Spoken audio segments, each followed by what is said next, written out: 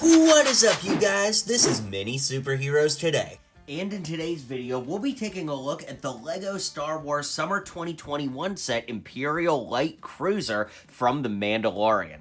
Now, this set retails for $160, has 1,336 pieces, has 6 minifigures, which is just mind-blowing, and of course depicts the big battleship from the final episode of The Mandalorian Season 2.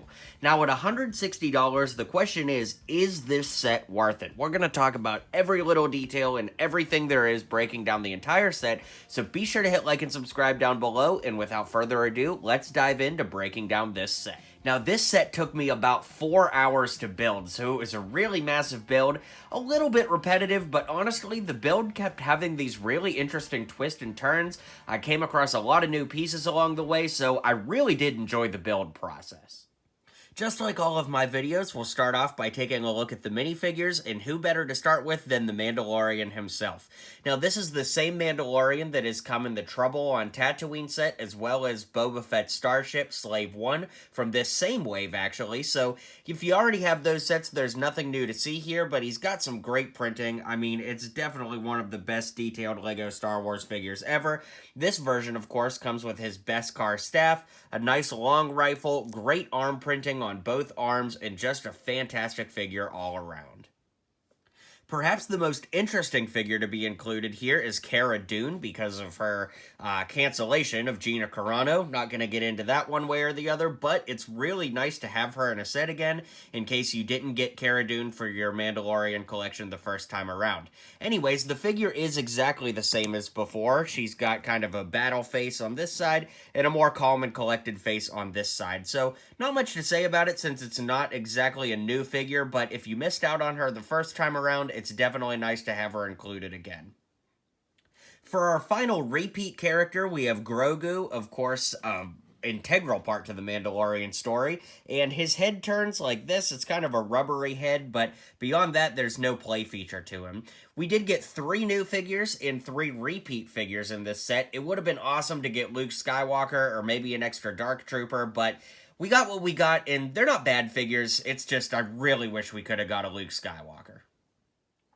Here we have Fennec Shand, which is a real standout among Star Wars minifigures due to her getting a brand new exclusive helmet, as well as exclusive arm printing, and well, as far as I know, the entire figure is exclusive. I don't recall ever seeing this face on another figure, and she's got a nice little smirk on this side of her head too, so it's a really fantastic figure all around, and I'm really excited to add this one to my collection. Another figure I'm excited to add to my collection is Moff Gideon. Now, this figure looks absolutely awesome. He has a lot of unique things about him, too, including a brand new face and torso, and a brand new cape. It's the spongy cape, but honestly, it has a different texture than the spongy capes that I really like. Of course, it's black on the outside and red on the inside. 2-colored capes are very rare for LEGO figures. I don't necessarily love the Darksaber. I think it really should have just been like a regular black sword, but you know, even if they had done a new piece, that would have been cool too, but it does come together and it's really nice. The head does flip around and you've kind of got an angry fighting face on this side, which is good in case he gets in a battle with the Mandalorian or any of his pals. And the final, and perhaps most exciting minifigure here is the Dark Trooper, which looks fantastic.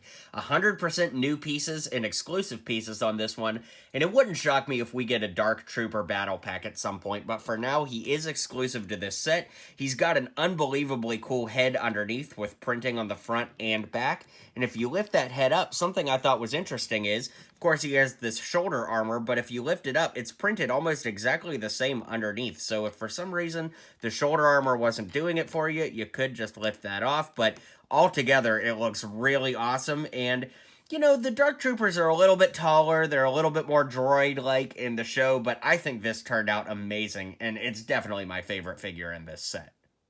Now, these larger sets are sometimes harder to review just because, while they're really big, there's not much to show on the outside, but we'll take a look at everything. I just wanted to give a nice little glance over the set right now. It comes in at 1,336 pieces, lots of grays, of course, and dark grays, but it is a really fantastic looking set once it's all built up. Before we get into the build itself, it does come with two little brick-built TIE fighters with a nice little printed piece there for the windshield, and they're really, really cool, and the first thing I'm going to show you is the actual play feature for these.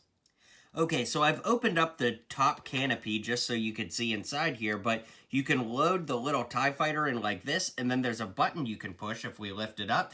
You can see that button back there, and if you press that button, it shoots the TIE fighter out just like that. So it pushes that little brown piece forward, and it's a nice little launcher, which is actually quite cool. And for transportation, you can take the TIE fighter, and there's a little stud put on the back inside there, and there's a stud here that they just connect up just like that. Give it a little push, and it'll lock in there for safety. Alright, so moving back up to the front of the ship, that is where most of our play features are. There are these cool little turrets you build that move in tandem. So there's one here, and then two on the other side in equal position. Then as you can see on both sides of the front here, there are these little turret guns that spin just like that. And there are some missiles there that when you push down the back, it'll shoot the missile out of a spring-loaded launcher, which is really, really awesome. So that's cool. Let's go ahead and move our camera up just a little bit because you can see that there's like a command deck up here. And it actually has a dual purpose that you can actually use it as the handle to pick up the entire set and swoosh it around. So that's actually really, really cool and really handy. And if I move the camera all the way back here, you can see what that looks like when I pick it up. And it lets you move the ship and actually kind of play with it or transport it, which is really nice. While there aren't any play features on the back, it's really masterfully designed with these two big turbine engines and the center one there. These actually are built-in angled, so they don't open up or anything, but I did just want to show off the back as well. And since we're over here, I'll show you this side, even though it looks pretty much exactly the same as the other side. Okay, so we're back to the front where the main build is, and if you just lift this up, that entire canopy opens and it gives us a big playroom inside. So you can see that there's the planning table inside, just like from the show. In fact, let me remove Mando's accessories and put them in here, just so you can see what it looks like to scale with a minifigure inside. I really hate the coffee cup in the middle. After this review, I'm just going to take it out.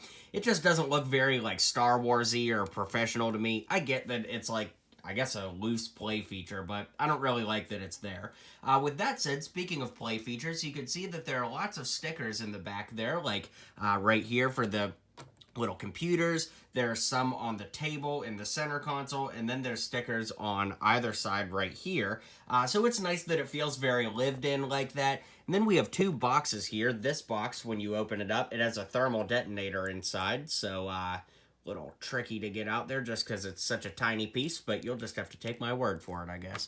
So there's a thermal detonator in there, and then on this side there's a pair of binoculars inside that box. So, you know, gives you some accessories to play around with as you're, you know, mingling with the set. But there's a little missile stored in there in case you lost one or whatever. But really, you could fit all the figures in here. So, like, you know, if you were buying this and taking it to somebody else's house or something, it's really cool that all your figures do fit inside pretty comfortably. And then, of course, that can just close up like that. So that's definitely something really nice. It's a very sturdy Technic pin, you know, way of it being built, I guess, that works really well. And overall, I wish, again, like I said earlier, that there was more play features inside, you know, maybe like a room for the Dark Troopers or, you know, something like that, or maybe a little X-Wing or something, you know, just something to add a little bit more spice. For $160, I just wish there was a little bit more spice, but it is really cool, and I do love this set. So let's zoom out, and I'll give you my final thoughts.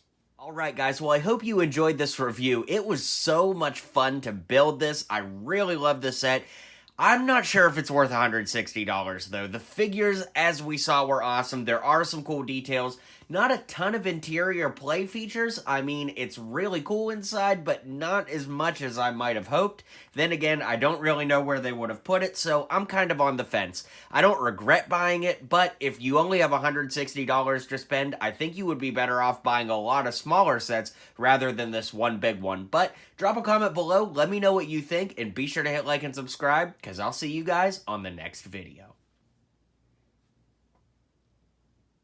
Well, you've made it to the end of the video. You should hit like and subscribe down below for more LEGO content from me because I post just about every single day. You'll be up to date on all the latest in LEGO, so why not join my community and hit subscribe now?